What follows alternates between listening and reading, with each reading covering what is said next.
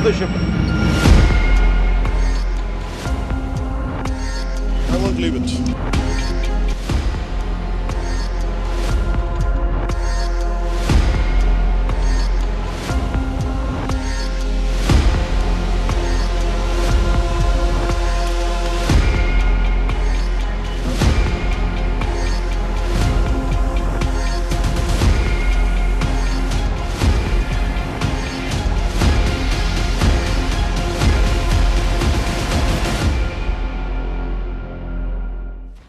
Welcome to TV9 exclusive.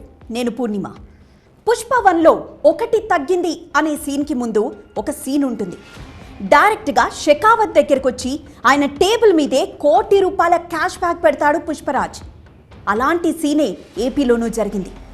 దొంగలకు భయం ఉండదుగా, తప్పు చేస్తున్నామన్న ఆలోచన అయితే అస్సలే ఉండదు. కొత్త ఆఫీసర్ వచ్చాడా, భయం బెరుకు లేకుండా పబ్లిక్గా లంచం ఇచ్చొస్తారంతే. అలా బయట జరుగుతుందా అంటే ఏపీలోనే జరిగిందిగా. కాకపోతే దొంగ పోలీస్ మధ్య కాదు, మాఫియా ఎమ్మెల్యే మధ్య. బాపట్లలో దాదాపు 25 ఏళ్లుగా టీడీపీ గెలిచిందే లేదు. మొన్నటి ఎన్నికల్లో బాపట్ల ఎమ్మెల్యేగా వేగేసిన నరేంద్ర వర్మ గెలిచారు. ఆయన్ను సన్మానించేందుకు కొందరొచ్చారు. డైరెక్ట్గా ఎమ్మెల్యేకి కిరీటం పెట్టేందుకు ట్రై చేశారు. మామూలు కిరీటం కాదది, వెండి కిరీటం. అఫ్కోర్స్ ఆయన దాన్ని రిజెక్ట్ చేశారనుకోండి. ఆ తర్వాత మరొకరు బంగారు పొంగరం పట్టుకొచ్చారు. ఎవర్రా మీరంతా అని ఆరా తీస్తే వచ్చిన వాళ్ళు రేషన్ మాఫియా అని తేలింది. అంటే మా బిజినెస్ మాదే, మీ బహుమతి మీదే అని చెప్పడం కాదా అది? ఈ లెక్కన రాష్ట్ర వ్యాప్తంగా రేషన్ మాఫియా యమ దర్జాగా దందా నడిపిస్తోందనేగా అర్థం. పైగా ఈ రేషన్ బియ్యాన్ని ఆఫ్రికాకు స్మగ్లింగ్ చేస్తున్నారు. ఇక్కడ అమ్ముకుంటే రాని లాభం పేద దేశాలైన ఆఫ్రికాలో అమ్ముకుంటే వస్తోందా? ఆ లాజిక్ ఏంటి అసలు? ఈ రేషన్ మాఫియా చైన్లో ఎవరెవరుంటారు? డీటెయిల్గా చెప్పుకుందాం ఇవాల్టి TV9 ఎక్స్క్లూజివ్లో. Seize the ship. I won't leave it.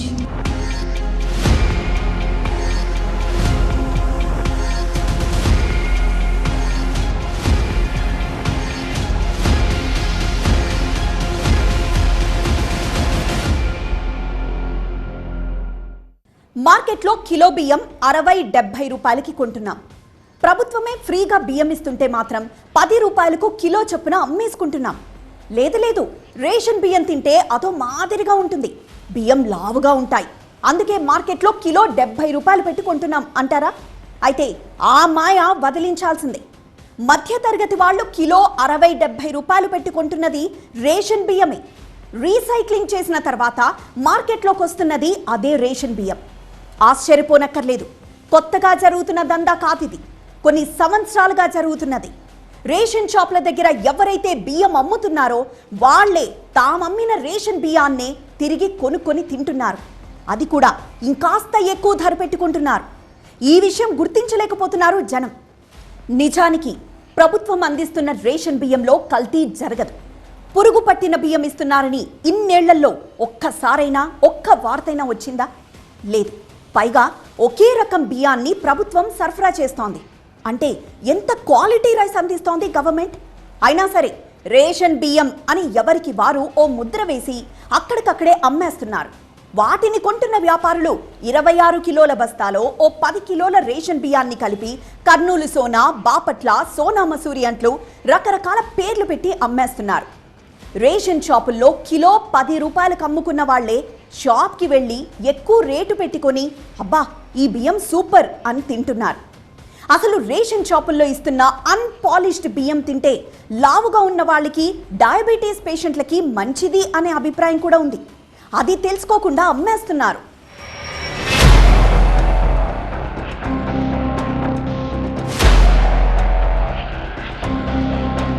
Gun mafia, drug మాఫియాలు సాధారణ ప్రజల కంట కనబడరు. అందుకే వాటి కోసం ప్రత్యేకంగా టాస్క్ ఫోర్స్లు ఏర్పాటు చేసి మరీ పట్టుకుంటుంటారు. మరి రేషన్ మాఫియా అనేది కళ్ళ ముందు కనిపిస్తున్నదే కదా, సామాన్యులకు సైతం తెలిసే జరుగుతోంది కదా. అయినా సరే ఎందుకని అడ్డుకోలేకపోతున్నారు? నిజానికి ఈ రేషన్ మాఫియాను ఆపడం పెద్ద విషయమేమీ కాదు. ఎందుకంటే అన్ని వ్యవస్థలు ఉన్నాయి మన దగ్గర. ప్రతి నియోజకవర్గంలో చెక్ పోస్టులున్నాయి, సివిల్ సప్లైస్ డిపార్ట్మెంట్ ఉంది, రవాణా శాఖ ఉంది, దానికి తోడు పోలీస్ డిపార్ట్మెంట్ ఉంది, ఇంటెలిజెన్స్, విజిలెన్స్, ఎన్ఫోర్స్మెంట్, ఇలా ఎన్నెన్ని వ్యవస్థలున్నాయో. బియ్యం లోడ్తో ఒక లారీ వెళ్తోంటే నేషనల్ హైవే పైనే దర్జాగా రేషన్ బియ్యాన్ని తరలిస్తోంటే ఈ వ్యవస్థలకు తెలియదంటారా? నిజంగా డిపార్ట్మెంట్లే గనక కరెక్ట్గా పనిచేస్తే రేషన్ మాఫియాను అడ్డుకోవచ్చు.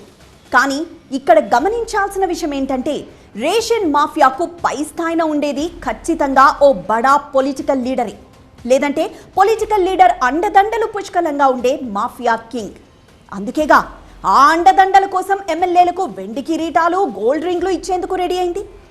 అవసరమైతే నెలకింత అని ముట్ట చెప్పడానికి కూడా రెడీయే. వాళ్లకు కావాల్సిందల్లా తమ దందా దర్జాగా సాగడం, అంతే. సో ప్రభుత్వంలో ఎవరున్నారు, ఏ పార్టీ ఎమ్మెల్యే గెలిచారు అన్నది అనవసరం. ఎవ్వరొచ్చినా రేషన్ దందా అంతా దర్జాగా సాగడానికి కారణం పొలిటికల్ పవర్ కూడా.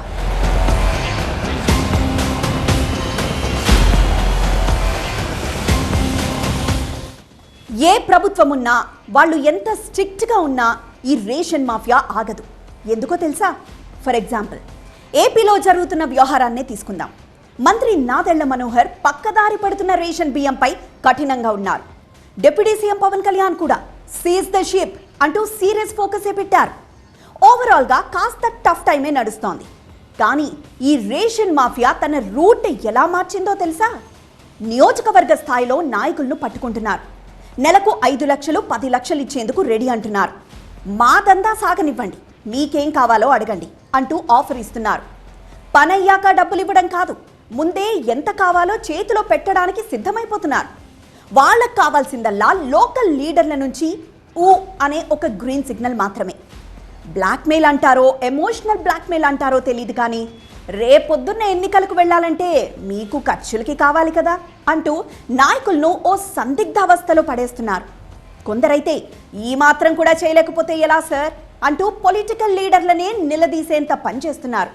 సో పై స్థాయిలో ముఖ్యమంత్రి, ఉప ముఖ్యమంత్రి, మంత్రులు కఠినంగా ఉన్నంత మాత్రాన ఈ దందా ఆగదని అర్థమవుతూనే ఉంది.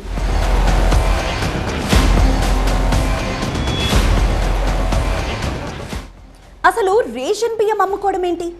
ఫ్రీగా ఇచ్చే రేషన్ అమ్ముకొని మార్కెట్లో 50 రూపాయలు పెట్టి బియ్యం కొంటున్నారంటే వాళ్ళు అసలు పేదవాళ్లేనా? ఈ అనుమానమే వచ్చింది ప్రభుత్వానికి. ఈ అనుమానం ఈ ప్రభుత్వానికి వచ్చింది కాదు, ప్రతి ప్రభుత్వానికి ఉండేదే. కాకపోతే రేషన్ కార్డులు కట్ చేసేంత సాహసం చేయరెవరు. ఎందుకంటే రేషన్ కార్డు తీసుకునేది బియ్యం కోసం కాదు, పేదలకు ఇళ్ళు, ఆరోగ్యశ్రీ, ఫీ రియంబర్స్మెంట్, స్కాలర్షిప్స్, ఇలా పథకాలన్నీ రేషన్ కార్డుతోనే ముడిపెట్టి ఉండడం వల్ల ఎలాగోలా రేషన్ కార్డును సంపాదిస్తున్నారు. బియ్యం తీసుకోవాల్సిన వాళ్ళు రేషన్ షాపుల్లోనే వాటిని అమ్మేస్తున్నారు. ఆ బియ్యం రేషన్ షాపుల నుంచి దళారీకి, ఆ దళారీ నుంచి మాఫియాకి అందుతోంది.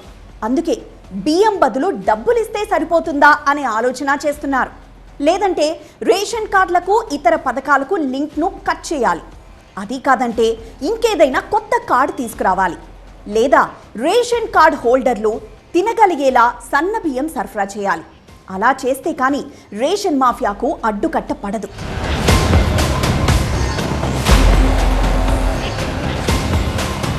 ఇంతకీ రేషన్ బదులు డబ్బులు ఇస్తే సరిపోతుందా? అది అసలు సాధ్యమేనా? సాధ్యమేనంటున్నారు నిపుణులు.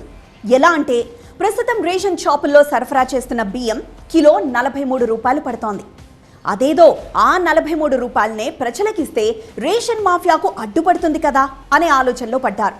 సపోజ్ ఒక కుటుంబంలో 4 ఉంటే ఆ కుటుంబానికి నెలకు 20 కిలోల రేషన్ బియ్యం ఇవ్వడానికి ప్రభుత్వం ఏడాదికి 10,320 రూపాయలు ఖర్చు చేస్తోంది. అంటే 5 ఏళ్లలో ఒక్కో పేదింటి కోసం ప్రభుత్వం పెడుతున్న ఖర్చు 51,600 రూపాయలు. అదేదో చేతికిస్తే అదే అతిపెద్ద పథకం అవుతుంది కదా. కాకపోతే ఈ బియ్యం వాటా కేవలం రాష్ట్ర ప్రభుత్వాందే కాదు, కేంద్ర ప్రభుత్వం కూడా తన వాటాగా బియ్యం ఇస్తోంది. సో రేషన్కు బదులు డబ్బులు ఇవ్వడం అనేది అంత ఈజీగా అయ్యేది కాదంటున్నారు మరికొందరు నిపుణులు. కాకపోతే ఒక్కటి మాత్రం నిజం, పేదల కోసం రేషన్ కార్డుల మీద పంపిణీ చేస్తున్న బియ్యం కోసం ఏడాదికి 9,600 కోట్ల రూపాయలకు పైగా ఖర్చు చేస్తోంది ప్రభుత్వం. కానీ పేదలకు పంపిణీ చేయాల్సిన బియ్యంలో 40% బ్లాక్ మార్కెట్లోకి వెళ్తోంది. అంటే 4,000 కోట్ల రూపాయల దందా జరుగుతోంది. పోనీ అక్కడితోనే ఆగిపోతుందా అంటే పేద మధ్యతరగతి వాళ్ళు రీసైకిల్ చేసిన ఆ రేషన్ బియ్యాన్నే తింటున్నారు. ఇప్పుడు ఏకంగా విదేశాలకు ఎగుమతి చేస్తున్నారు.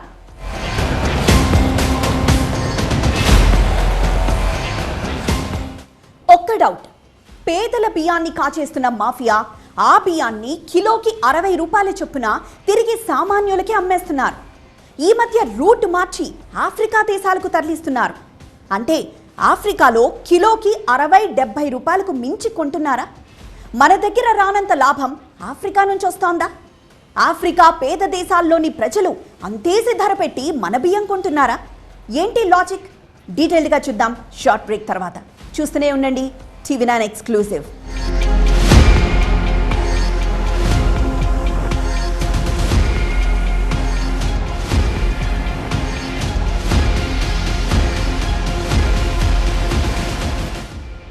ఆఫ్రికా దేశాలకు పేద దేశాలు అని పేరు. అలాంటిది ఇక్కడి బియ్యాన్ని అంతంత రేటు పెట్టి కొంటున్నాయంటే ఆశ్చర్యమే. ఇంతకీ ఏంటా లాజిక్? ఆఫ్రికాలోని 54 దేశాలకు గాను 40 దేశాలు వరిని పండిస్తాయన్నది నిజం. అయినా సరే పండిన ధాన్యం కేవలం 60% ఆఫ్రికా ప్రజల అవసరాలను మాత్రమే తీరుస్తున్నాయి. అందుకే ఏడాదికి 14 నుండి 15 మిలియన్ టన్నుల బియ్యాన్ని ఆఫ్రికా దేశాలు దిగుమతి చేసుకుంటున్నాయి. ప్రపంచ జనాభాలో ఆఫ్రికాలో ఉన్నది 13% అయినా ఆ దేశాలు దిగుమతి చేసుకుంటున్న బియ్యం దాదాపుగా 32%. అంటే అంతర్జాతీయంగా జరిగే బియ్యం వ్యాపారంలో ఆఫ్రికాదే బిగ్ రోల్. దాదాపు ఏడాదికి 50,000 కోట్ల రూపాయలతో బయటి దేశాల నుంచి బియ్యం కొంటున్నాయి ఆఫ్రికన్ దేశాలు. మన రేషన్ బియ్యం ఆఫ్రికా దేశాలకే అక్రమంగా ఎందుకు ఎగుమతి అవుతాయన్న దానికి ఇది సమాధానం. ఎలాగో స్మగ్లింగ్ చేసేది తక్కువ ధరకొచ్చే రేషన్ బియ్యమే. అందులోనూ రీసైక్లింగ్ చేస్తే దళారులకు కిలోకి 30 రూపాయల వరకు మిగులుతోంది. మరోవైపు ఆఫ్రికాలో బీభత్సమైన డిమాండ్ ఉంది. అందుకే ఆఫ్రికా దేశాలకు ఎగుమతి ఓ లాభసాటి మార్గంగా మారింది ఇక్కడి రేషన్ మాఫియాకి. ముఖ్యంగా ఆఫ్రికన్ దేశాలైన Ivory Coast, Togo, Senegal, Benin, Guinea దేశాలకు ఏపీ నుంచి ఈ రేషన్ బియ్యం అక్రమంగా ఎగుమతవుతోంది. 2020-21లో 7,972 కోట్ల విలువైన బియ్యాన్ని, 2021-22లో సైతం 7,710 కోట్ల రూపాయల విలువైన బియ్యాన్ని అక్రమంగా విదేశాలకు తరలించారనేది ప్రతిపక్షంగా ఉన్నప్పుడు టీడీపీ చేసిన ఆరోపణ.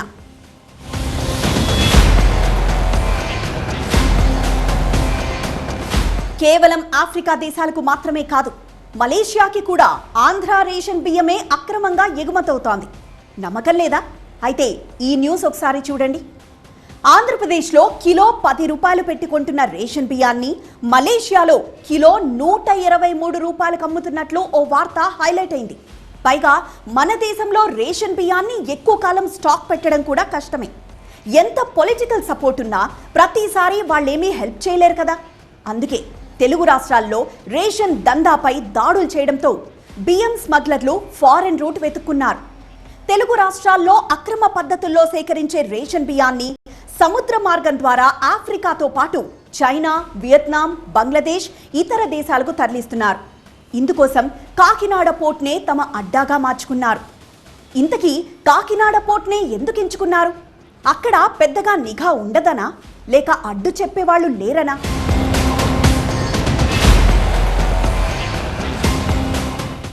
ఏ మాటకా మాట, కాకినాడ పోర్ట్లో వసతులు బాగుంటాయి. నిల్వ చేయడానికి గోడౌన్లు, ఓపెన్ ప్లేస్ చాలా ఉంటుంది. పైగా ఇక్కడి నుంచి రవాణా వ్యయం కూడా తక్కువే. అందుకే మహారాష్ట్రతో పాటు ఇతర రాష్ట్రాల వ్యాపారులు బియ్యాన్ని కాకినాడ పోర్టు ద్వారానే ఎక్కువగా ఎగుమతి చేస్తుంటారు. కానీ ఏపీ నుంచి ఎగుమతయ్యే బియ్యంలో దాదాపుగా అక్రమ రేషన్ బియ్యమే. కాకినాడలో స్మగ్లర్లకు రాజకీయ పలుకుబడి ఉండడం, ఒకరిద్దరు నేతలే తమ పలుకుబడి ఉపయోగించి కాకినాడ పోర్టు ద్వారా అక్రమంగా బియ్యం రవాణా చేసినట్లు తెలుస్తోంది. అందుకే గత 5 ఏళ్లలో ఏకంగా 48,000 కోట్ల రూపాయల విలువైన బియ్యం కాకినాడ పోర్టు నుంచి అక్రమంగా ఎగుమతైందని స్వయంగా మంత్రి నాదెండ్ల మనోహర్ తెలిపారు.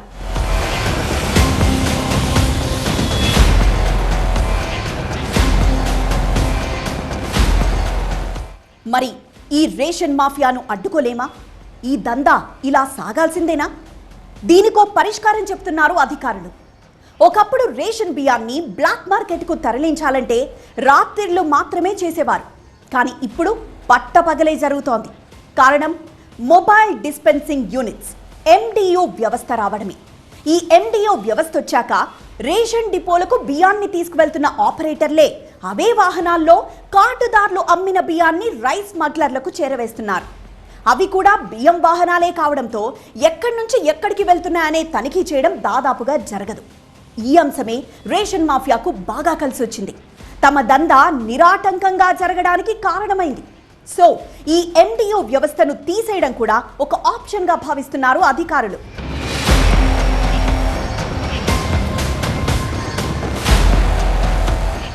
నిజానికి రేషన్ మాఫియా అనేది అంతో ఇంతో ప్రతి రాష్ట్రంలోనూ ఉంది.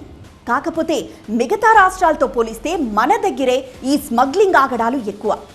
ఉత్తరాది రాష్ట్రాల్లో గోధుమలను పంపిణీ చేస్తూ ఉండడంతో రేషన్ పెద్దగా పక్కదారి పట్టదు. తమకు గోధుమలు అక్కర్లేదనుకున్న వాళ్ళు అమ్ముకుంటూ ఉంటారు. కానీ తెలుగు రాష్ట్రాల్లో అలా కాదు. ఫీ రియంబర్స్మెంట్, ఆరోగ్యశ్రీ పథకాల కోసమే 60% మంది రేషన్ కార్డులను హోల్డ్ చేస్తున్నారు. సో వాళ్ళంతా బియ్యాన్ని 10 రూపాయలకే అమ్ముకుంటున్నారు. ఈ మధ్య మరో ట్రెండ్ కూడా వచ్చింది.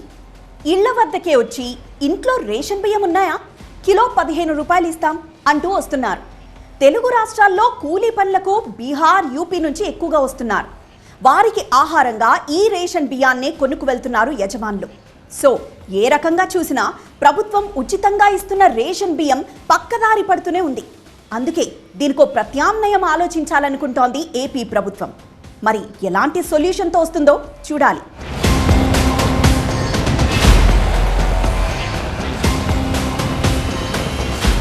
కాకపోతే ఫైనల్గా ఒకటి, రేషన్ మాఫియాకు పూర్తి స్థాయిలో అడ్డుకట్ట వేయాలంటే రేషన్ బియ్యం అందరూ తినేలా ఉండాలి. అలా జరగాలంటే సన్న బియ్యమే పంపిణీ చేయాలి.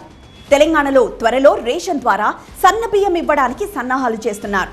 ఏపీలో ఆ దిశగా అడుగులు పడతాయా? చూడాలి. ఇది వాటి TV9 ఎక్స్క్లూసివ్. చూస్తూనే ఉండండి TV9. Seize the ship. I won't leave it.